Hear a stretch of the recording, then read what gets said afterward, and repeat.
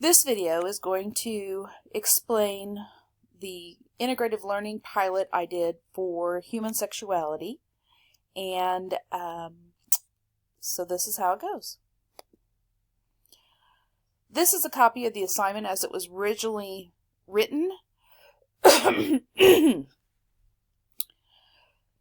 Students had reported that they had not really ever done any sort of replication of a study, so that was a surprise to me that they really didn't know what I was talking about. So in going through the assignment, I felt like we needed to change a few things for this coming semester, for the next semester, to make things a little bit more clear and do some scaffolding around the assignment and at least how it works. So what I did was I broke it down into parts so that the students wouldn't get overwhelmed and or so they wouldn't leave it to the last minute, which they are apt to do. And as you can see, the schedule was pretty straightforward, and with point values for each step of the way, it motivates the students to continue on. I also made it required that if they missed a step, they could not proceed and would forfeit points for the project for every step that they missed. Originally, I gave the students a list that you can see here of topics and asked them to rank them in order of importance, and then I went ahead and assigned them and tried to scatter the topics among the 24 students in the class. Students didn't really like this very much because a few of them didn't get their top choice of topic. So for this next time when we do this, the students will be allowed to choose their topic, and it will be up to the instructor, me, to make sure that no student does the exact same study. So we may have a lot of different students doing the same topic, but as long as the studies are different, I feel as though that will be sufficient. Students were told to use scholarly sources and to find a study within their topic choice, and they were to submit a link or the reference to that study for approval before they were to move on to data collection.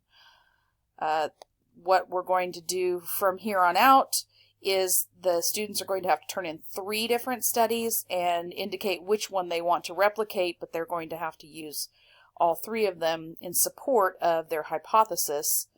And they are also encouraged to see Richard King in the library for assistance in finding articles.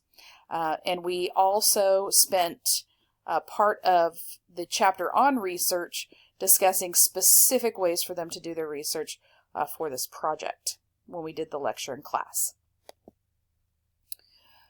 Students are then asked to replicate the study. They are required to have 50 responses to the study. They are to do a survey, and they must collect data in an ethical fashion. They will ask for assistance if they need it with the study. One thing we did notice was that students did not think about demographic data, so they just went with the questions that the original study had. And then as they were analyzing their data, they realized that they needed more information in order to make sense of it. So going forward, the students will have a prompt as far as demographics and what they will need to know for their particular study to add to the survey that they're going to be using. We will also spend a class period working with working with their data and actually going through one-on-one through their data to help them get it at least organized and to start to analyze it. Students are then asked to submit a research paper with basic write-up, just as though it would be a journal article. Then that is graded based on spelling and grammar and proper punctuation, proper format of APA format, and then they are given a grade for that. I did a study with them during the pilot, and so I have a copy of the paper I wrote based on my survey that they can use as an example. After the papers are graded, the students are required to create a poster, and the posters are displayed in the Summers building for everyone to be able to see. Students were asked to basically use the headings of their paper for their posters. What I found, though, was that students, instead of doing a summary and enhancing their study, many of them simply cut their papers up and put them on a piece of poster board.